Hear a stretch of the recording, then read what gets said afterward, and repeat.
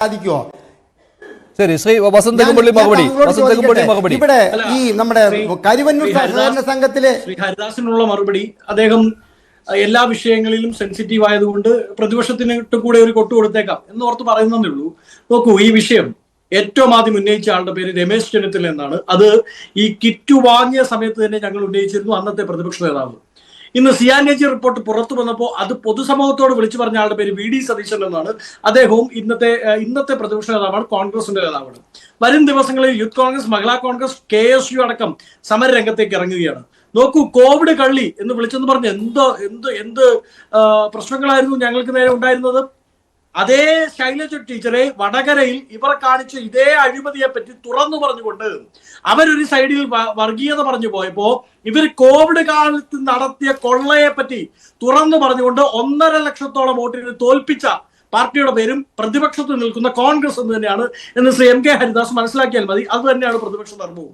ഞങ്ങൾ ശ്രീ മഞ്ജുഷ് പറഞ്ഞതുപോലെ നിയമപരമായി മുമ്പോട്ട് പോകും. ഇനി അങ്ങ് ഉദ്ദേശിക്കുന്ന പോലെ പ്രതിപക്ഷ ധർമ്മം നടത്താൻ ഞങ്ങൾക്ക് സാധിക്കുമോ എന്ന് തൽക്കാലം ഞങ്ങൾക്ക് ഉത്തരമില്ല. ഇനി നോക്കൂ, ശ്രീ ഡോക്ടർ ജയരാജ് ആണല്ലോ ഈ വിഷയത്തിലെ ഇടത് സഹയാത്രികൻ. അദ്ദേഹത്തിന്റെ ഉത്തരം അദ്ദേഹം പറഞ്ഞ യുദ്ധ സമാനമായ സാഹചര്യത്തിൽ നമ്മൾ ചില നിലപാടുകൾ എടുക്കും. ആ നിലപാടുകളെ ചോദ്യം ചെയ്യാൻ പാടില്ല. അതായത് തിരുവായ്ക്ക് എതിർവാട് ആവശ്യമില്ല, ആരും ചോദിക്കേണ്ട കാര്യമില്ല എന്നാണ് ജയരാജ്. യുദ്ധ സമാനമായ സാഹചര്യമല്ല. നേരത്തെ ഹരിദാസ് പറഞ്ഞതുപോലെ ഒരു വീട്, ഒരു പുര അങ്ങ് കത്തുമ്പോൾ അതിന്റെ ഇടയ്ക്ക് പോയി വാഴ വെട്ടി എന്തെങ്കിലും ലാഭം ഉണ്ടാക്കാമോ എന്ന് നിങ്ങളുടെ കോവിഡ് കള്ളിയും, ഞാൻ കുറച്ച് കടത്തി പറയുകയാണ്, അതിന്റെ പേരിൽ മാനനഷ്ടമുണ്ടെങ്കിൽ അങ്ങ് കേസ് കൊടുത്തോളൂ. നിങ്ങളുടെ കോവിഡ് കള്ളിയും ആ കോവിഡ് കള്ളിയിൽ നിന്ന് കമ്മീഷൻ പറ്റിയ നിങ്ങളുടെ കോവിഡ് ക്യാപ്റ്റനും കൂടി നടത്തിയ അഴിമതിയുടെ കഥകളാണ് വെളിയിൽ വരുന്നത്. അത് കഥ മാത്രമല്ല, പണ്ട് BS അച്യുതാനന്ദൻ 94 നിയമസഭയിൽ പറഞ്ഞതുപോലെ സിറ്റിംഗ് സുപ്രീം കോടതി ജഡ്ജിയുടെ പവറുള്ള സിയാൻഡേജി, സിറ്റിംഗ് സുപ്രീം കോടതി ജഡ്ജിയുടെ പവറുള്ള സിയാൻഡേജിയുടെ അതിവിശുദ്ധവും അതിവിശ്വസനീയവുമായ റിപ്പോർട്ടാണ് നമ്മുടെ മുമ്പിലുള്ളത്. BSന്റെ വാക്കാണ് കേട്ടോ, എതിർപ്പുണ്ടെ പറഞ്ഞാൽ മതി. ഇനി അങ്ങ് പറയുന്ന 2 പോയിന്റുകൾ. ഒന്നാമത്തെ പോയിന്റ് എന്താ ജയരാജ് പറയുന്നത്?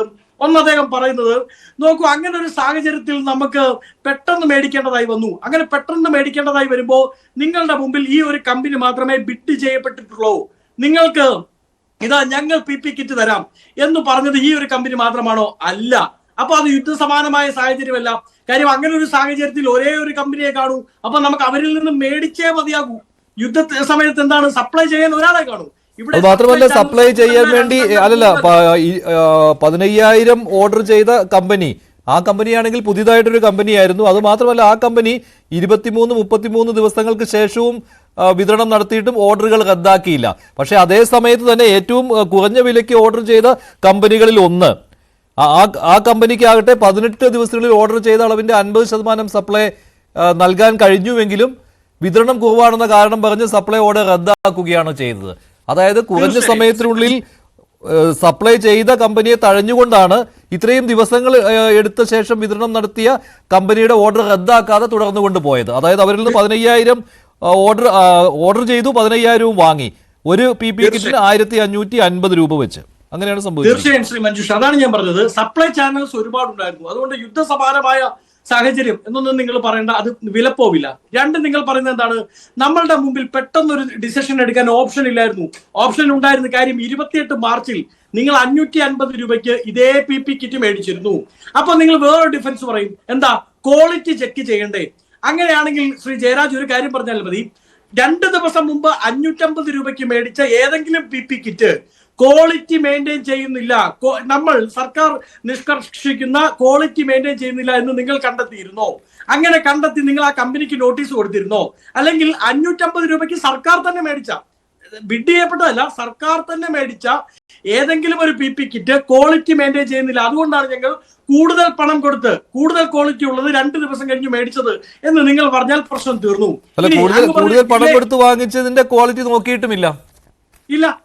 മാത്രമല്ല, ഏതാണ്ട് 80,000 സ്റ്റോക്ക് വന്നതിൽ 10,000-ന്റെ പോലും 8,000-ന്റെ പോലും ക്വാളിറ്റി ചെക്ക് നടത്താൻ അവർക്ക് സാധിച്ചിട്ടില്ല.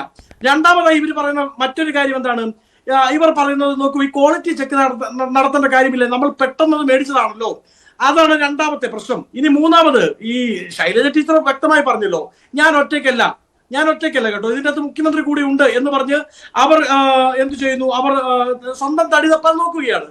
കോവിഡ് സമയത്ത് CAG റിപ്പോർട്ട് കണ്ടെത്തിയിരിക്കുന്ന PPE കിറ്റിലെ അഴിമതി മാത്രമല്ല, മാസ്ക് മേടിച്ചതിൽ, ഷീൽഡ് മേടിച്ചതിൽ, AC മേടിച്ചതിൽ, റെഫ്രിജറേറ്റർ മേടിച്ചതിൽ, അതായത് ഈ മരുന്ന് സൂക്ഷിക്കാനുള്ള റെഫ്രിജറേറ്റർ മേടിച്ചതിൽ അടക്കം വലിയ അഴിമതിയുണ്ട്. ടോട്ടൽ 770 കോടി രൂപയുടെ അഴിമതി ഉണ്ടെന്ന് ആ CAG റിപ്പോർട്ട് മുഴുവൻ വായിച്ചാൽ നിങ്ങൾക്ക് മനസ്സിലാവും. CAG റിപ്പോർട്ടിനെ കോൺഗ്രസ് പൂർണ്ണമായിട്ടും മുഖവിലേക്ക് എടുക്കുകയാണല്ലോ അല്ലേ? എല്ലാ സമയത്തും അങ്ങനെ വേണ്ടി വരും കേട്ടോ.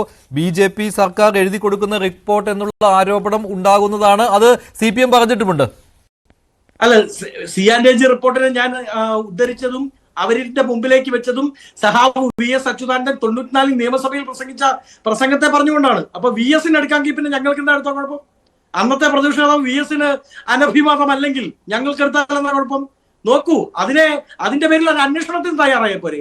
CAG വിശ്വാസമില്ലെങ്കിൽ CAG റിപ്പോർട്ട് ഇതാ അന്വേഷണ വിധേയമായി ഞങ്ങൾ CAG റിപ്പോർട്ടിന് പുറത്ത് ഒരു അന്വേഷണം പ്രഖ്യാപിക്കുകയാണ്. ഈ ഇടപാടിൽ എന്തെങ്കിലും അഴിമതി നടന്നിട്ടുണ്ടോ എന്ന് പറഞ്ഞ പ്രശ്നം തീർന്നില്ലേ? ശരി, ശ്രീ പണിക്കർ, എന്തായാലും CAG റിപ്പോർട്ടിനെ മുഖവിലേക്ക് എടുക്കില്ല സർക്കാർ എന്ന കാര്യത്തിൽ സംശയമില്ല.